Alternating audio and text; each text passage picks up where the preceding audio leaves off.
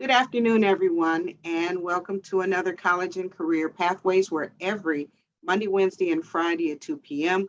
we provide you with information on various colleges and universities, financial aid resources, technical schools, training programs, skilled trade professions, career exploration, career opportunities, employment opportunities, all designed to help you make the best career decisions possible.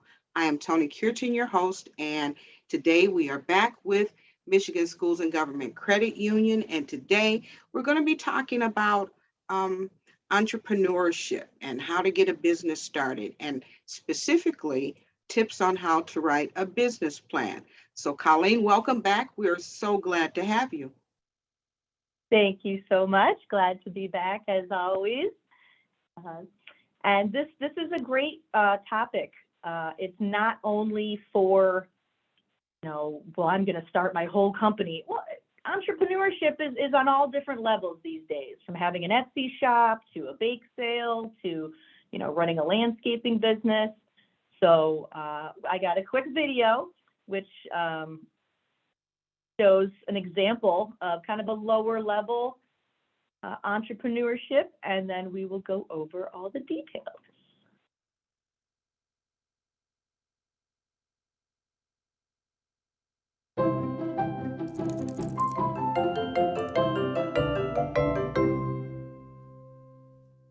Hey, how's business? Terrible. I don't get it. My neighbor Jacob opened up a lemonade stand and he's been making tons of money. Jen, he's like 5 years old. And he's killing it. Gah! Maybe there's something else you're good at? Oh, what? Like I'm just supposed to sit back and wait for my next business venture to go walking by? I know, sweetums. We'll have to get you cleaned up. Ugh, this happens every time we go to Mud Park. There it is. Quick, let's make a business plan. What? No, come on. I'm not pitching this on TV. This is just a side thing. Business plans aren't just for big companies. Even if you're just brainstorming, writing a business plan takes your idea and turns it into something you can act on. Let's do it. Okay, what is the business? Dog wash. Great. Now how can you say that in a way that shows the value you're creating for people? It's on the way home. People don't have to worry about getting their house and towels all dirty. And it saves them time. Awesome. And how does it work? It's a booth with a washing station, and owners pay me to wash and dry their dog's paws. Great. Who's the team? Oh, it's just me right now, but it would be cool to have a second dog washer and a cashier. Sure. Down the road, you might add an advisor or someone who can help you with legal stuff and money stuff too. Sweet. What is the market? Yeah, where does this fit in? Who is it for? And are there enough potential customers to support a business? Okay, so I'm looking at dog owners who live around here and who walk their dogs at Mud Park. Lots of research here is good. You want to be an expert in your industry. Like, what percentage of dog walkers carry cash with them? I have no idea, but I could find out, and that would help me decide which payment options to provide. Exactly. Some stuff you'll learn along the way, but the more you know about your market, the better you can serve it. Who are your competitors? No one. Ka-ching! You can learn a lot by looking at other businesses, whether they're direct competitors, businesses that share your market, or even businesses in a completely different industry that inspire you. Researching the competition helps you identify the things that make your business better. Yeah! What's your market strategy? How do you grow your business, and what are the steps along the way? Ooh, maybe start with one booth and test it out to get some feedback. I could advertise it at the pet store and the puppy school, then I'd upgrade my booth so I can move it around to clean more dogs and make more money. And what are the numbers? You don't have revenue yet, but you can still think about your costs and your pricing. And lastly, what do you need? Tubs, a water source, doggy shampoo, towels. Any resource. You may need equipment or real estate or a permit. Or capital, which is a fancy word for money. It can come from your savings, a grant, a small business loan, or an investor. And that's it. What is the business? How does it work? Who is the team? What is the market? Who are the competitors? What's the market strategy? What are the numbers? And what do you need? Whew, That's a lot. It is. But just think how well you'll understand your business. You'll be able to take charge, make smart decisions, and talk about your business confidently. Cheers to that. Too much salt? You put salt in this? Yeah, for the electrolytes. It's good for post-workout hydration. Ugh, but terrible for business.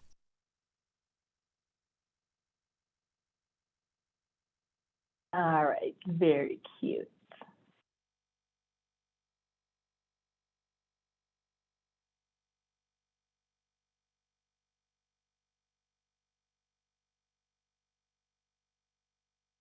Writing a business plan.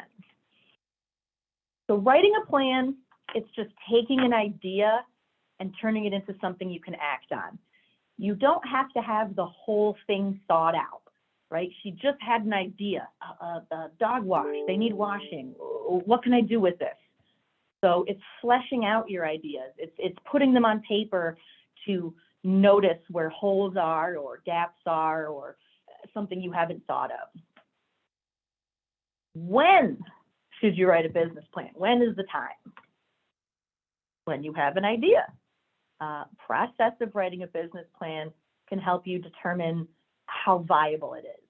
You know, everyone has wonderful ideas and they all sound great, but then when you start, you know, describing it and talking about it, maybe there's a few hiccups that I wasn't thinking about. So ideas are great, and the business plan is just kind of looking through all the nooks and crannies to see if it'll work. It'll be a viable option. When you need funding, you may already have your idea. You know, you may know you want to make pies, and you already make pies, and you've already got the graphic that you want to put on the, you know, the label. But the one thing you don't have is funding. The one thing you don't have is money to advertise or money to, buy supplies, buy equipment to make your pies. So if someone's going to offer you funding, or if you're going to go to someone and ask for funding, they want to see a complete business plan. You know, what are they getting into? Am I going to get my money back? How likely am I to get my money back? So certainly if you're looking to borrow money from anywhere else, you're going to really need to detail out that business plan for them. And if you need direction, in that same one, let's say pies. I know I want to make pies. Am I going to sell them, at schools, outside games? Should I set up a booth at the mall? Should I just do it in front of my house? How much am I going to charge for it? You know, you may have your general idea, but it's the direction. Where do I start? How do I find out more about this? You know, for instance, I may be great at making pies, but I'm not very good at talking to people, and I'm very shy. Well, then I need to find someone who can handle that part of it. Business plan questions. Now you saw on the clipboard that there were 8 questions. No matter how simple or how complex, every business plan aims to answer these same 8 questions, whether we're talking about Ford Motor Company or JP Morgan Chase or MSGCU or someone's Etsy shop or a t-shirt store. They all have clear answers to these 8 questions. What is the business? How does it work? Who is the team? What is the market you're going for? Who are the competitors? What's your strategy to get that market? What are your numbers financially? And what are all of the things you need? So it sounds like a lot, but really you don't want to go into a business not knowing who's going to run it. You don't want to go into a business not knowing how you're going to pay for next month's rent, right? So it's beneficial to you to have all of these planned out ahead of time. So the sample business plan, and let's use Jen's dog washing booth as an example. She has a current business, her lemonade stand. It's not doing well. It's not making money. She's thinking, I got to do something else. I gotta change what I'm doing in order to be profitable. So let's take a look at her idea. What is it? What is the business? Well, it's a dog wash. You know, short answer, it's a dog wash. But is that really going to bring people in the door? Is that going to get people to stop by? You know, what is the value of a dog wash? I can wash my dog at home. They can wash their dog at home. Why would I want to pay you to wash the dog? Convenient. It's already here by the park. You're busy. You don't want to get dirty. You don't want to take the time to do it. So not just I'm opening a dog wash, but I'm opening an opportunity for you to spend time with your dog in the park and bring them home clean with no hassle at all. Doesn't that sound great? So not just what is the product, but what is the draw? What is the business? How does it work? So only a sentence or two. Again, how does Ford Motor Company work? Well, that's a very long description. In a sentence or two, it's a global company that engineers, produces, and sells cars and trucks and tractors and some other things. It washes dogs conveniently for a certain price. If someone says, what do you do? We call it an elevator pitch because you need it to be as short as you can explain while you're in an elevator. Someone says, tell me about your business, and you take out all right, well, let me read you through. That's too much. Say, oh, well, I have this amazing dog washing company. I just started it. It's right next to Mud Park. I've got some great promotions going. It's super convenient. The dogs love it. Get people interested. Who is the team? Your team may include founders, employees, people in support roles, advisors, accountants, lawyers. And again, if we're thinking on a small scale, just a dog washing, well, maybe it's just her. She's the only one doing it. But it gets successful. You know, as she's washing dogs, she can't also be answering the phone. She can't also be cashing people out. She can't, be working on marketing advertisements and commercials while she's walking dogs. She can't go out, I keep saying washing, excuse me. She can't go out and purchase supplies while she's washing dogs. So looking at your plan, is this something that can be accomplished by just one person? You know what, my friend Eddie, he's great with money. He'd be perfect for the cashier. Let him deal with the money. He can focus on that aspect of it, and I'll focus on the dog washing aspect of it. Great. A financial advisor, a coach, a business teacher, an advisor at school. There's lots of people who can give you advice. You want to be prepared. If you, let's say, open up this dog washing service and it's only you, and they say, great, can I make an appointment? How about Friday? No, I'm out of town Friday. Okay, how about Saturday? Well, no, I'm out of town Saturday. Well, how about Sunday? Out of town Sunday. Well, how are you running this business? Don't you have anyone else there who can accommodate me when you're busy?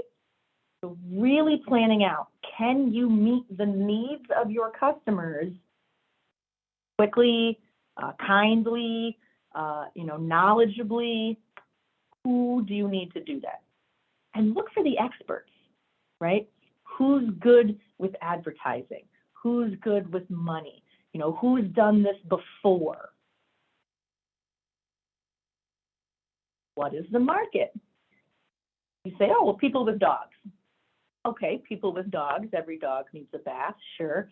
But what industry does it fit into? What's your ideal customer? We're not necessarily going after every dog owner. Just, hey, drive your dog over to me so I can wash it and you drive it home. there's a specific group of people that she's looking for. There's a muddy park that's right nearby, and lots of people go to it. Their dogs get dirty. So she's got to look for those dirty dog families. As I mentioned in the video, how many dog owners carry cat, or how many, dog owners carry cash? Maybe you need to put up a sign that says, coming soon, dog washing service, $5. Make sure you bring cash. Maybe you do some research and you find out that almost nobody carries cash. Well, now you need to adjust your business plan so that you can perhaps, take charge cards, or, have a square. You can accommodate that business. Look for maybe other muddy parks. Where are other situations or other places that dogs are dirty that you may be able to reach out to that exact customer? You're finding someone who needs you. You're looking at that dog parent and saying, you need me. You don't want to wash that dog. You got a couple dollars on you. Let me wash and dry your dog. He'll be real happy. You can have a glass of lemonade while I do it. And it's just an irresistible proposition. So what is the area, right? You aren't necessarily going to put a flyer in the mailbox of every single person that lives in the city, right? You could, but people that don't have dogs, people that live far away, may not be very beneficial. You want to research, who lives in the area. Is it families? Is there multiple dog parks? You really want to focus on marketing your business to the people that you think would be interested, to those who are going to tell their friends. Becoming an expert in your industry. Again, this is kind of what I was mentioning before, data and statistics. How long does it take to wash a dog? What is the cost of you? What is the cost for you to wash the dog? How much does it cost in water and soap and brushes?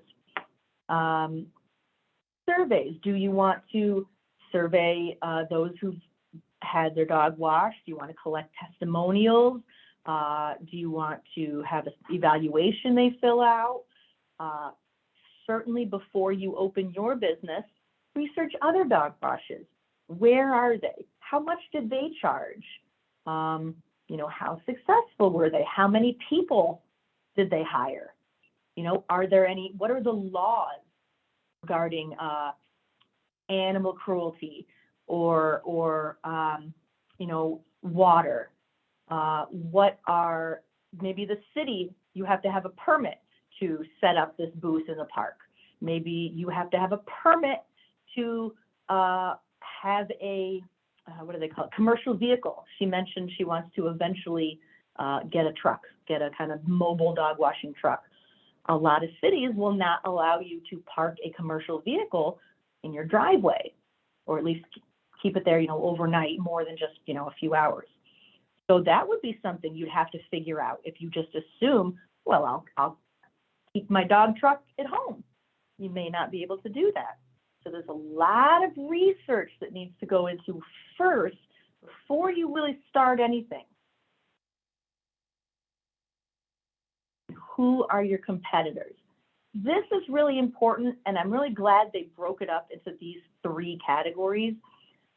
Direct competition, okay? There's dog groomers, there's dog grooming salons. How much do they charge? How long do they take? What is it that they offer that I don't?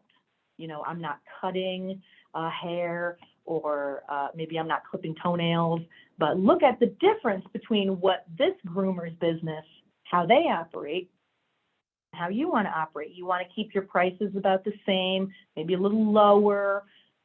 You want to look at how they gain customers, maybe look at some technique. Indirect, a pet store, right? A pet store isn't necessarily muddy dogs, but people who have dogs are going to go to the pet store. It's a great place to advertise. It's a great place to put your, dog wash sign. Maybe you put up a poster for a special event. All dogs washed at half price this Saturday.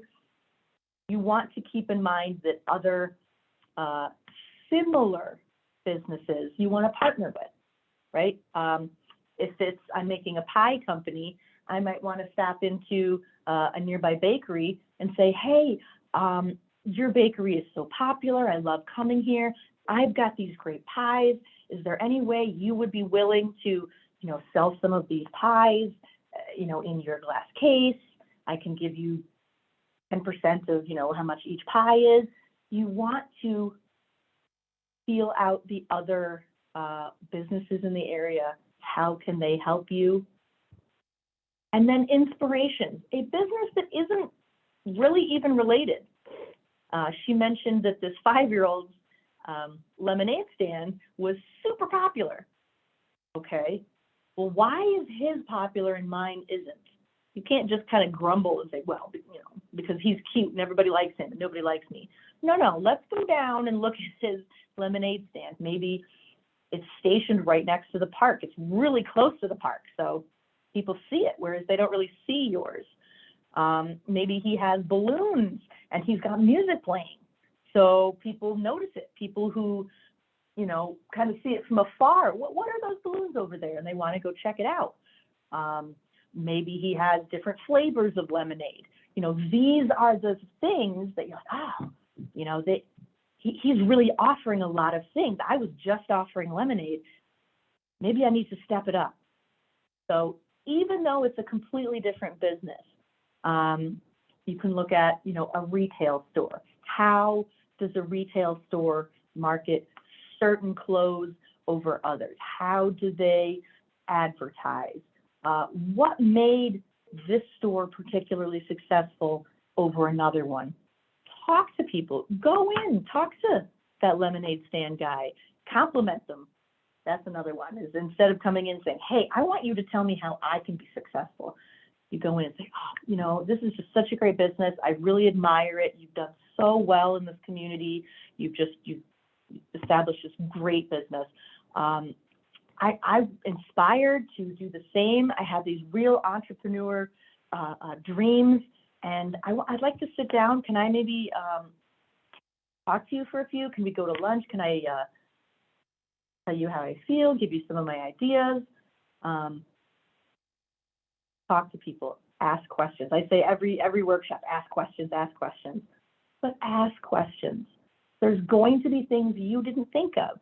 There's going to be things like, oh, I didn't even think about, having a Facebook page where I post pictures of the clean pets. You know what? That's a great idea. Other people can add to your plan. Okay, so here's the example, PetSmart. How can a pet store help you? Maybe if you order and purchase enough soap in bulk, maybe they'll give you a discount, things like that. What is your market strategy?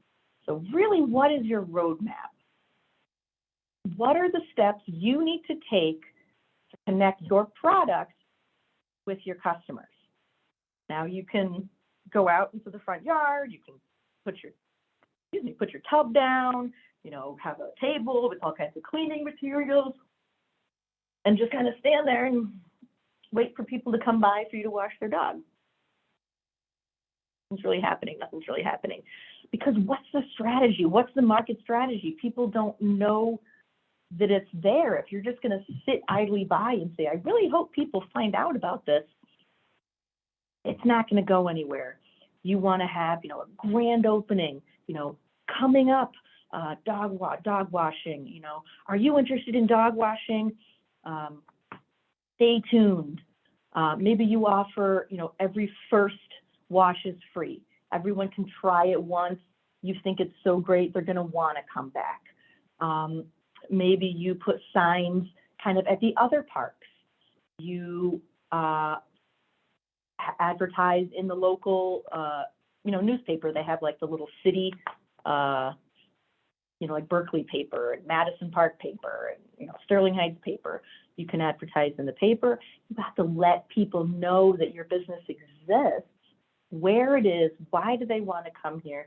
You've got to build that map. If you start putting up signs at only the pet store that you're going to open, well, people will find out about it. People with dogs will find out about it. But is that specifically the audience you want? You're missing letting those people at the park know, preparing those who you're really trying to target. So what was Jen's strategy? She said, you know what, I'm going to start with one booth, one location. Let's see how it goes. I don't want to get in too far over my head. You think it's a great idea. I'm going to open multiple locations. I'm going to, sell it in all the big cities. That's wonderful. But start small. Start slow. Start small. Once you have it working, once it becomes, a well-oiled machine, you understand timing, you understand managing, you understand, supply and demand, you can certainly expand your business. She wants to start with one location, get feedback from customers. Wow, we really like that you do this. We really wish that you did this. Or, I can't do it this week because you don't come out until 10 a.m. and I always walk the dog at 9. So feedback from your customers as you go helps you adjust. You can advertise at the pet store, at the puppy school. That's how she's going to start letting people know. Puppies especially, they love to play. They have lots of energy. Puppies are probably going to be going to the park. The much, much older senior dogs, maybe not so much. So puppy school, perfect. Upgrade to a mobile booth. If she has a successful booth, having a mobile truck, like a food truck, or there's mobile vet services, there's a mobile health buses, mobtle banks, there's all kinds of, and that would be great. Now she can move, from park to park to park. But again, step by step by step. Eventually, she wants to serve multiple locations. She wants to be so successful that she's already imagining, this wide area. I'm going to be going to several locations. I'm going to be driving around, but let's start small. Let's start, make sure it's going well. I don't want to put all my eggs in one basket, as they say. All right, well, what are the numbers? Numbers, that's kind of the hard stuff. That's what people don't want to look at. They think, oh, these great ideas. But then when you actually have to look at how much is it going to cost and where are you going to get the money? Kind of the tough part. So what are the costs? She's got a dog washing business. She needs a tub. She needs a water source, which might be kind of difficult. I mean, you can have the hose from your house, but now you can't go any farther than your house. It's not, are you going to rent out a business, like an actual real estate? What are the costs that you have to set up? How much does it cost for you to make those coming soon dog washing parlor signs? How much does it cost for you to, design your booth, to put a sign up, to paint it, to, make it look pretty and attract people? How much does it cost to buy the inventory? You need to have enough soap. You need to have enough brushes. You need to have enough combs, all of those things when you open on day one. So how much am I going to need for that? And you know what? What are the costs that I'm going to be spending every month, right? Painting the business, painting the outside of it, putting up a pretty sign. Well, I'm going to buy that once. I mean, maybe I'll redo it in a year or two, but really I'm just paying for that once. Whereas supplies, soap, brushes, combs, those are reoccurring costs. I'm going to have to keep purchasing those month after month after month, right? So you want to notice and you want to mark differently. Well, let's see. I have these startup costs, these costs to get started. Then I have these other costs that will, maintain throughout. How will I make money? You say, well, I'm going to wash the dogs. Okay, but how much are you going to charge to wash the dogs?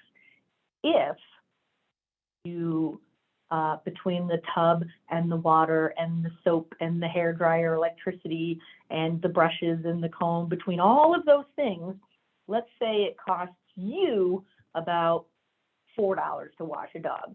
So if you were to do it to them for free, you'd be out about $4. Keeping that in mind, if you were to only charge $5 to wash their dog, I mean, technically you're making money. Is it enough? Is that little bit over going to be enough to stay profitable?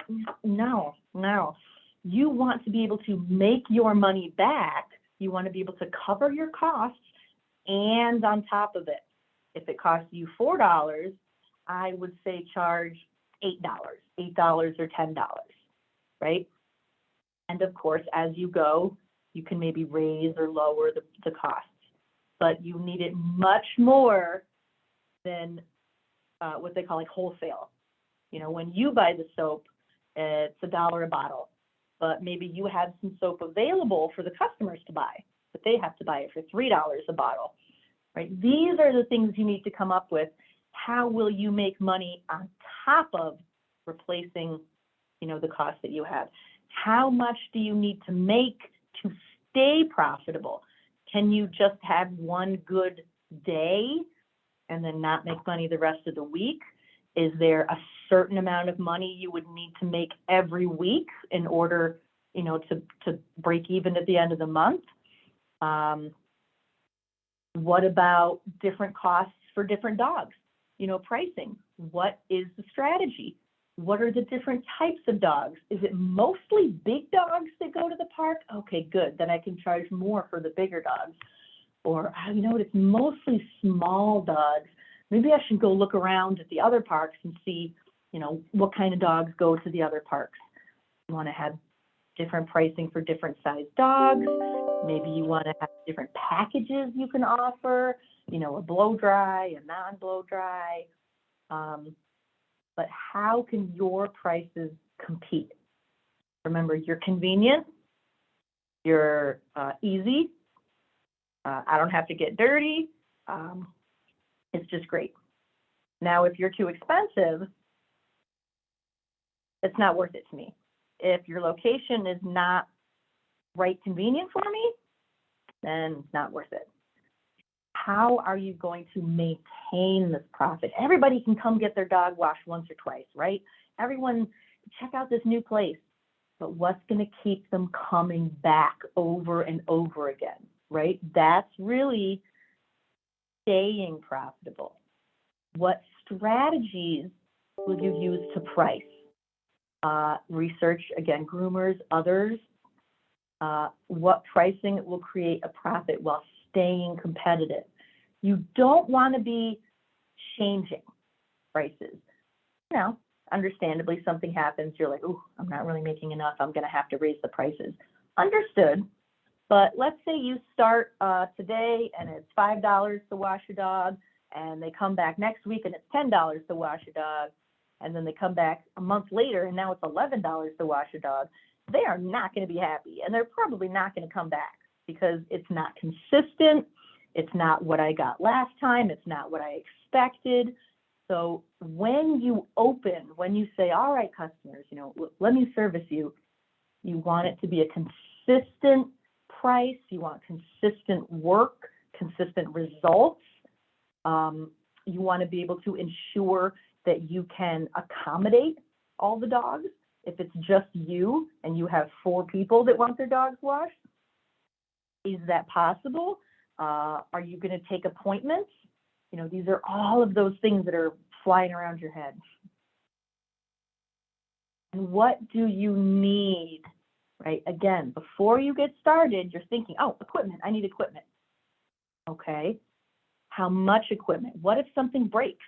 What if something needs replacement? How difficult is it to get a new tub?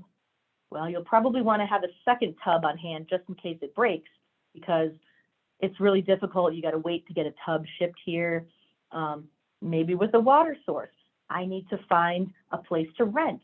I need to pay to use someone's garage. I'm going to pay for a permit to have this table at the fair, at the flea market, checking with the city, and just money to exist, right? You need money to advertise. You need money to buy new products. You need money to teach yourself, right? There's professional development. What are the new techniques washing dogs? What are some of the new products? What is different? I go to conferences. Every position, you're a doctor, you're a librarian, you're a dog washer. There's always new trends, new scientific discoveries. So it's keeping on top of those changes. Before you open, how much money do I need? How much supplies do I need? What type of physical location do I need? How much is that going to cost? Are there any requirements? And you don't want to just assume. And again, that's why this whole presentation is important. You might have a great idea in your head and you're making an assumption. Oh, I'm sure it'll be fine. Oh, I'm sure I can just, make a booth there. Oh, I'm sure I can just keep the dogs all day and tell people to come back. They won't mind. Got to think of things ahead.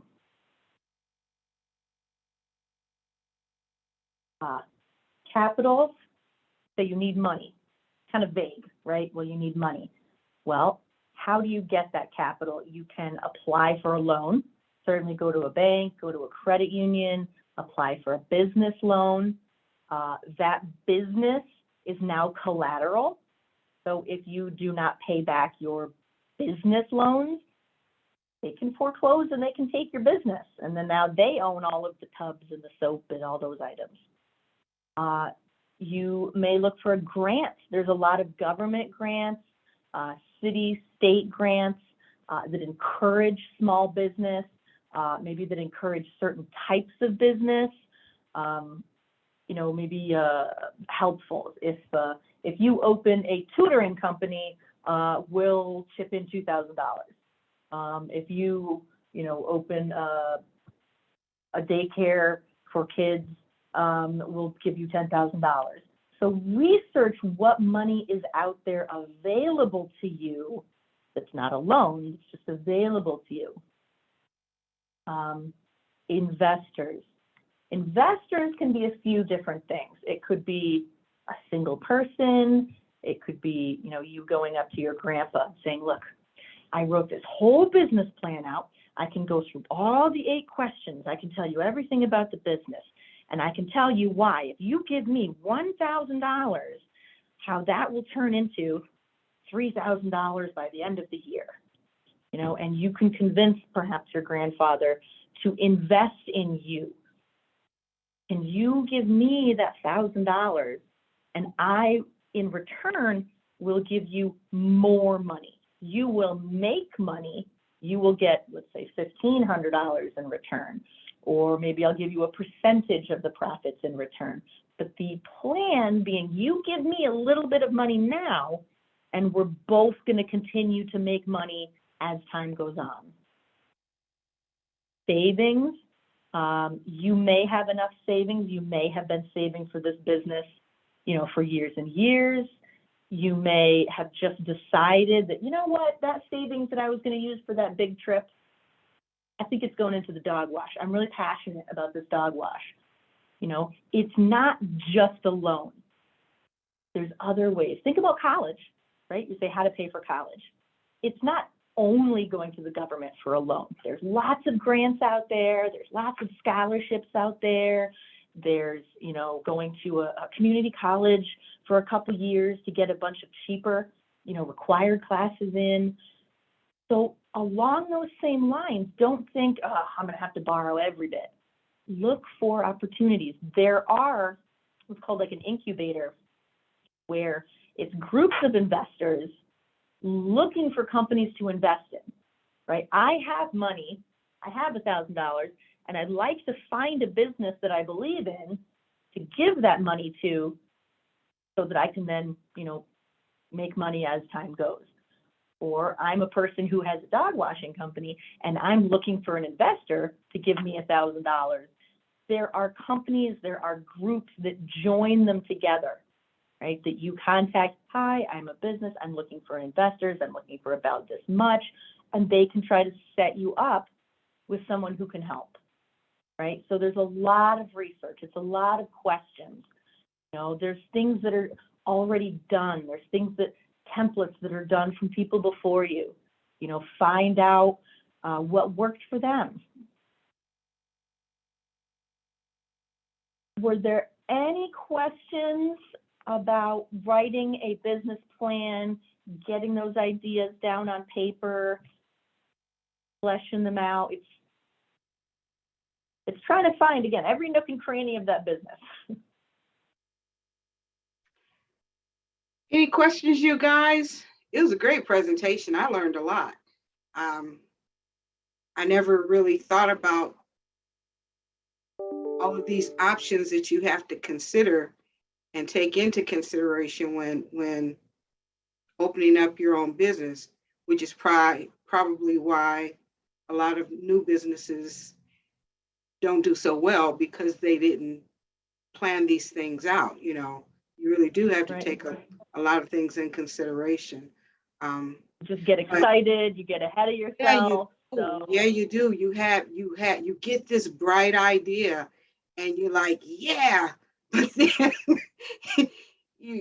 when you go to execute, it's like, oh, I didn't think about this, or oh, I didn't think about that. So it broke it down very well in simplistic terms that it's very easy to understand and not intimidating, because I've thought about writing business plans before and it just seems so intimidating. It's like, market research, what is that? You know, and the way you explained it and the video explained it, it really broke it down into terms that are A, bite-sized and not overwhelming, and two, it simplified it a lot. It took a lot of big words and fancy sentences away to what they are really asking you for when they ask these questions. And so, yeah, it excellent information. Thank you so much. So if we have no questions, we're going to bring this session to a close then. And thanks again, Colleen, and we will see you next time, and see you guys. And thanks for joining. And everyone have a great weekend. Have a great weekend. Bye, you guys.